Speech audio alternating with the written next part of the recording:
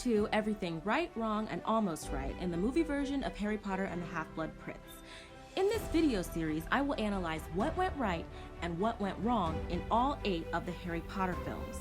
There are going to be spoilers in every one of these videos, so if you're ready for that, let's get started.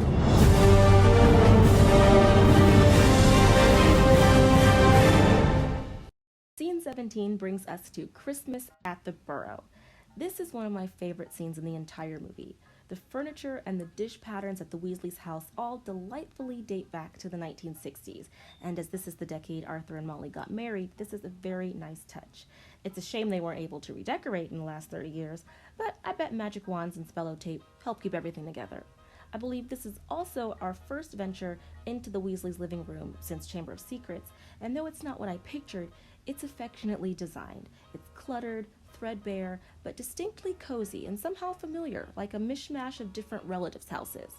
There's a brief glimpse of the kitchen table laden with baked goods, and a shot of Fred and George being lovable goofballs. Then we cut to Harry going head-to-head with Lupin, who challenges Harry's assertion that Snape is double-crossing them. This debate accomplishes 2 things. First, it shows Harry's maturity. While Ron and Ginny are off being kids home for Christmas, Harry is seated with the adults, with the Order, and he is regarded as a man among them. This scene also draws us successfully back to the question of Snape's trustworthiness. Next, an oblivious Ron interrupts what is supposed to feel like a stolen moment between Harry and Ginny, but in reality is so uncomfortable to watch that I am grateful when he barges in. Again, awkward levels are on 10 when Ginny, in this frumpy pink bathrobe, bends down to tie Harry's shoes. Please, dear God, make it stop. While at the Burrow, Harry and Arthur sneak off to discuss Harry's suspicions regarding Malfoy. The collection of Muggle junk in Mr. Weasley's shed must have been assembled with great care. It captured Mr. Weasley perfectly and left me shaking my head fondly at him. I mean, how many blenders does this man need? It also provided a dark but friendly backdrop for his and Harry's conversation.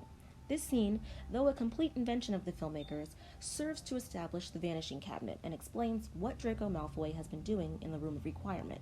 This was probably its best opportunity to do this, but in the books, the Vanishing Cabinet has been a fixture since Chamber of Secrets, and it also pops up in Order of the Phoenix when the Weasley twins trap the Slytherin Quidditch captain into it. Its persistent but subtle introduction is one of those masterful techniques on Rowling's part, which makes the experience of the books so special. Hidden throughout all 7 books are people, places, and objects we're made to think are throwaway fluff, mere colors on the canvas of this world, but ingeniously and shockingly, they make their return in a position of utmost prominence. Other examples of this are Batilda Backshot, the Grey Lady, the Whomping Willow, Mrs. Fig, and especially that heavy locket that none of them could open, mentioned in Order of the Phoenix. Spoiler alert, it was a Horcrux. This is admittedly hard to replicate in a film, but especially when you consider that some of the books were still being published as the movies are produced, but by this film, all 7 books have been out, so dropped characters and plot points are unforgivable from here on out. Christmas at the Burrow is also our only shot of Tonks, and the only reference to her romantic relationship with Lupin. It's a sweet moment, but overall, justice was not done to their relationship. This scene was rife with artistic interpretation, but for the most part, it succeeded. They got it right. But it would have been great if a snippet of Celestina Warbeck's A Cauldron Full of Hot Strong Love had been playing in the background. Accuracy, 7 out of 10. But a bonus point goes to the Weasleys' dinky little Christmas tree. Wrong, however, is the absence of Fleur Delacour, and for that matter, Bill Weasley. They're getting married next film, and we haven't even met him. Gone too is the disharmony between Fleur, Molly, and Ginny. In the book, the Weasley women have a very hard time accepting that Fleur is joining the family, and this was a sumptuous opportunity to develop that spiciness in Ginny's character that got thrown out. I know time constraints were behind this, but here's what they could have done differently. While Harry and Lupin argue, Fleur and Bill could simply have been shown in the background, perhaps sitting by a fire while Fleur feeds Bill off of her fork. At some point, Mrs. Weasley could have bustled in and just given them a disapproving look. There also could have been a brief kitchen scene, I know I'm stretching it, right before the kids return to Hogwarts, in which Fleur could have swooped down and kissed Harry on both cheeks, as she is known to do. And then she could have just rattled off a few details about the wedding. It could have gone something like, "Oh, Harry, you know that Bill and I are being married next summer, but of course you are invited. My sister, you remember who you saved, Gabrielle? She would be most excited to see you." And Mrs. Weasley could have said something like, "Yes, yes, well, there's time to discuss all that later. If we don't hurry up, they'll miss the train." And there could have been just a split-second shot of Ginny's revolted face, and they could have given her just a single line about how awful she thinks phlegm is, which is the nickname Ginny gives her in the book. There was definitely time for this, or else there would have been time if the makers of this movie had not lost their minds and decided to burn down the Burrow. Scene 18, burning of the Burrow. What the hell were these movie people thinking? Why J.K. Rowling signed off on this, I will never understand. I have heard the knee-jerk defenses. This was a slow part of the movie. Audiences need a little action. It symbolizes that the wizarding world isn't safe. Bah! Humbug! Did anybody stop to think it makes no sense that Voldemort, whose paramount ambition is to kill Harry, would not have sent Death Eaters to abduct him instead of to just burn down the house where he was staying? Wouldn't it have made much more sense to send a battalion large enough to kill every single person there? Because this choice diminishes Voldemort from an evil mastermind to like a deranged bully. And if this attack is possible, what's to stop him showing up any day of the week to kill Ron's parents? Oh, I don't know. Maybe it was all of the super secure magical enchantments the Ministry put all over the place. Not to mention, where did the Weasleys sleep that night? Because, like, why are they just back at Hogwarts next day like nothing ever happened? This fire definitely added a little spark to the film, but it does nothing to enrich the story. It only creates plot holes bigger than the ones Fenrir and Bellatrix left in the Weasleys' house. Yes, I wrote that down. It's a read, and I'm throwing all the shade. This got it absolutely wrong. Accuracy, -10 out of 10. Yes, Potter, from my own house. Okay, 5 points if you can tell me who said that and which book.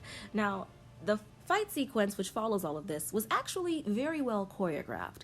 The tall reeds in the field hide the enemy from view and work to create a very suspenseful atmosphere. I also appreciate that Ginny got to do something. She runs after Harry and fights alongside him. Tonks, Lupin, and Arthur join the fight as well, and when Bellatrix and Fenrir realize they're outnumbered, they do their smoke apparition thing and set the Burrow ablaze. All of the Weasleys make it out alive, however, but Molly's face as she looks at her house is absolutely heartbreaking. I'm taking further points off because, except for Harry's use of Stupefy, there is no indication as to what spells anyone is using against each other. The rules of the world, as far as how magic works in this film, are completely up in the air. And without establishing this, it just looks like people wave sticks at each other, and sometimes this makes them fall down. I remember audibly gasping in outrage when I saw this scene for the first time in the movie theater, and I don't feel any different watching it now. It will always be ridiculous. Maybe there's something to be said for a little more action, but ramping up the reactions to all the drama there's been so far could have been just as effective. If you like what you heard so far, please give this video a like, give it a share, and click that subscribe button so you can be notified of my next post, Everything Right, Wrong, and Almost Right in Harry Potter and the Deathly Hallows Part 1. Scene 19. Ron gets poisoned. One of the film's biggest slam dunks is the sequence where Ron is accidentally slipped some of Romilda Vane's love potion, is accidentally poisoned when Harry takes him to Slughorn for a remedy, and accidentally breaks Lavender Brown's heart when he calls out Hermione's name as he recovers in the hospital wing. At first, this scene is flat out hilarious. Ron is out of his head with love for Romilda Vane. Then, in a split second, it becomes absolutely terrifying as he falls to the floor, foaming at the mouth. But Harry comes to the rescue. He has learned through the Half-Blood Prince that bezoars can cure a victim of most poisons. He finds one in Slughorn's trunk and shoves it down Ron's throat as Slughorn looks on in horror. After a heart-stopping beat, Ron regains consciousness. In true Weasley fashion, he takes this calamity with a grain of salt. These girls, they're gonna kill me. He's taken to the hospital wing where Harry and Slughorn, Hermione, Ginny, Dumbledore, Snape, McGonagall, and Madame Pomfrey attend him. I love this moment where Snape looks suspiciously at Harry when he hears that he used a bezoar to save Ron. Alan Rickman never misses a chance to tell us exactly who Snape is or how he feels. Lavender Brown bursts in and has a terse exchange with Hermione. We step into a telenovela for a moment, and it is awesome. As Lavender flees, Dumbledore remarks, "Oh, to be young and to feel love's keen sting." the way this scene flows from comedy to drama to melodrama back to comedy is just masterful. They obviously got it right. Accuracy 11 out of 10. Here is a scene that goes above and beyond the storytelling that's achieved in the book, and in my opinion, this is exactly what a movie should do. Scene 20, Malfoy and Harry's bathroom duel. The choreography of this duel was spot on. The energy, the pacing, the use of the bathroom stalls and mirrors, everything about the storytelling is specific and clear. Except again, there's no telling what spells they use against each other until we get to Sectumsempra. Now in the books, Draco and Malfoy fight all the time, but in the movies, this moment has been building up for years, and it feels like a really good payoff. Until that is, Harry's spell slices Malfoy all over his body and causes him to bleed out. Then Snape, who just happened to be right outside, sweeps in and puts Draco's blood back inside him, and then nobody ever talks about it ever again. When Snape's arrive, Harry sort of just slinks away and goes back up to Gryffindor Tower, where admittedly he does look like he feels pretty bad. Now, at the very top of this scene, the reason these two start fighting is that Harry walks in on Draco crying in the bathroom mirror. It's obvious Malfoy's mission to fix the vanishing cabinet is not going to plan. In the book, however, Malfoy isn't alone in the bathroom. He's crying and pouring his heart out to the ghost, Moaning Myrtle. He tells her that Voldemort is going to kill him and his entire family if he doesn't succeed. And right when we start to feel really bad for him, Harry waltzes in and slices him to pieces. When the boys start fighting, Moaning Myrtle's shrieks and wails are what draw Snape to the bathroom in time to save Draco's life. Also in the book, when Harry sees what Sectumsempra did to Draco, this is his reaction. "No," gasps Harry. "No, I didn't."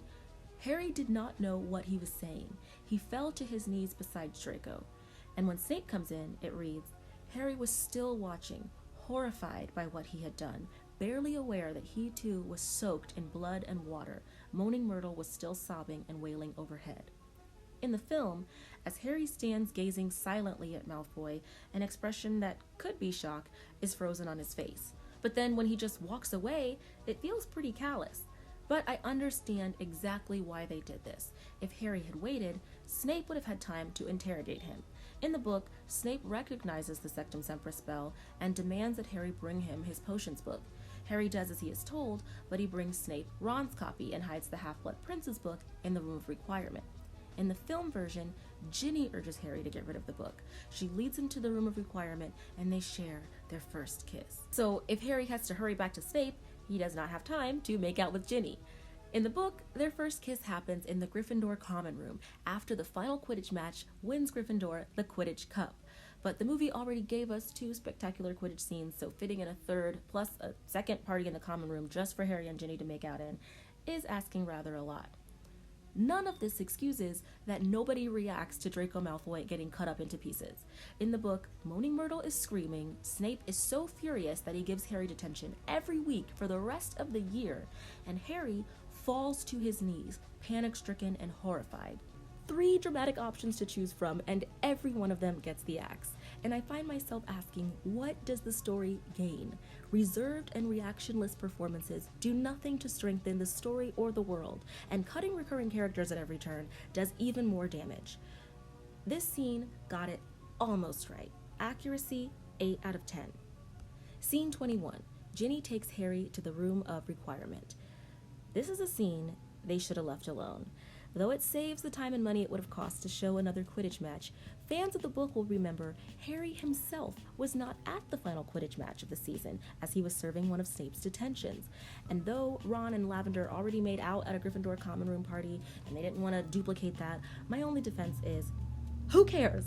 Like, this scene was so beautiful in the book, and it's especially so for anybody who has ever had a crush and finally had them like you back. Ginny has been in love with this boy for 5 years, and not only is he finally hers, he stakes his claim in front of their entire house. I was so happy for Ginny in that moment, I could have burst, and I personally love that Harry kisses her, not the other way around. Instead of this, we have this clever invention on the part of the filmmakers, which, despite being all wrong, is admittedly charming. It is somehow both sultry and wholesome. The kiss is produced through a coquettish little hide-and-seek moment on Ginny's part, which feels just the right device for a girl raised in a society still largely influenced by the 17th century. And further cementing these references are the tapestry at the entrance to the room and the delightful strumming of a harp. The solemn intimacy of this kind of sexy scene has director David Yates written all over it, and as a standalone, it is masterfully done, but he is far too liberal when it comes to writing in things that never happened. Maybe the team felt this would serve as a do-over of Harry's first kiss with Cho in that very same room last year, but it doesn't. It leaves the same awkward question as the last. Where do they go from here? In the film, there is no indication that Harry and Ginny are a couple after this, and the tension between them never dissipates. It carries right over into the next film. An awkward tension is like the hallmark of Harry and Ginny's courtship in the films, which is a cute choice, but nothing about it whatsoever serves to suggest these are two people destined to marry and make babies. And on top of that, it's the exact opposite of their dynamic in the book. What draws Harry to Ginny is that she makes him comfortable. He feels completely at ease with her. He can be completely honest with her, and they make each other laugh constantly. They genuinely like each other. They just get each other. This is not echoed in the films. Their relationship feels like an arranged betrothal between two polite but completely disinterested strangers. This scene is nice, but overall, the romance between Ginny and Harry is an utter failure. Also, there is a method for getting into the room of requirement that got completely erased. You must walk, cue Professor Umbridge, past the wall 3 times while thinking ardently about what you need the room to transform into. In the film, Ginny leads Harry to the room, walks him straight inside, and then says, "We need to find a place to hide the Half-Blood Prince's book, where no one will ever find it again." All they had to do was have her say this exact line outside of the room. Otherwise, it's not the room of requirement, it's the big convenient room where you can hide stuff that we call the room of requirement for whatever stupid reason. This scene got it all wrong. Accuracy, 0 out of 10. It's pretty to look at, but it never happened. It doesn't capture the feel of their relationship. They don't enter the room by way of requirement, and the most important aspect of this scene is missing. And it is a sighting of Ravenclaw's diadem, the 4th Horcrux. Moving on.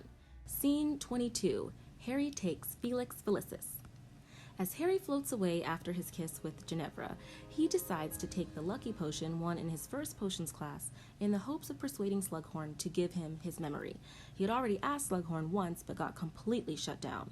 Dumbledore put you up to this, didn't he? Didn't he?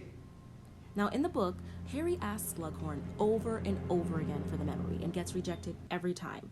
But it's important to note that he gives up the first time Slughorn rejects him, until one day Dumbledore calls Harry to his office and basically makes him feel really bad about this.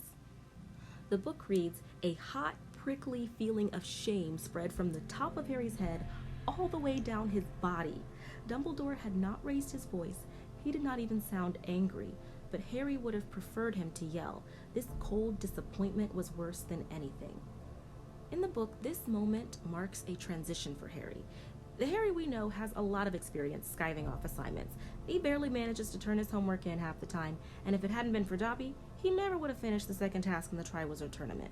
But this assignment, though he is still safely ensconced at Hogwarts, has much more on the line than points or good grades. Gone are the days when he can copy off Hermione or just make stuff up. And if he fails, he won't get detention. He could lose everything. Not only is this moment pivotal from a character development perspective, it justifies why Harry would use his lucky potion to get the memory. The way it plays out in the movie, this is just a clever idea, another convenient magical solution, as opposed to a desperate last attempt. The movie should have included the confrontation between Harry and Dumbledore, and it should have turned Harry's pursuit of Slughorn into a montage. It would have been hilarious to see Harry chasing Slughorn all over the castle, or even to just see Slughorn's door repeatedly slamming in Harry's face. This was an easy way to add depth to this plot point without taking up a lot of time. But is there a Harry Potter fan alive who would not watch a 3-hour Harry Potter movie? I don't think so. Lord of the Rings are all 3 hours, and Titanic takes up 2 VHS tapes. This movie had a $250 million budget, and it made $954 million at the box office. This movie could have been 2 days long and audiences still would have flocked to see it. I know there's a lot to fit in, but if the characters don't have meaningful reasons for anything that they do, the story isn't worth telling in the first place. That being said, seeing Harry hopped up on Lucky Potion is without a doubt the funniest scene in all 8 films. I think that has a lot to do with how Harry plays this scene. He is confident, he's relaxed, he's grinning, making jokes, and this is kind of just the Harry readers know and love. Am I right? Or am I right? Aragog's funeral was also perfectly executed, and the CGI spider still looks totally realistic. At first, this scene is quite comical, but as it goes on and we hear Fang's mournful howls and we see the shot of the 3 men silhouetted against the castle, this moment actually becomes rather touching. I may even have teared up a little bit.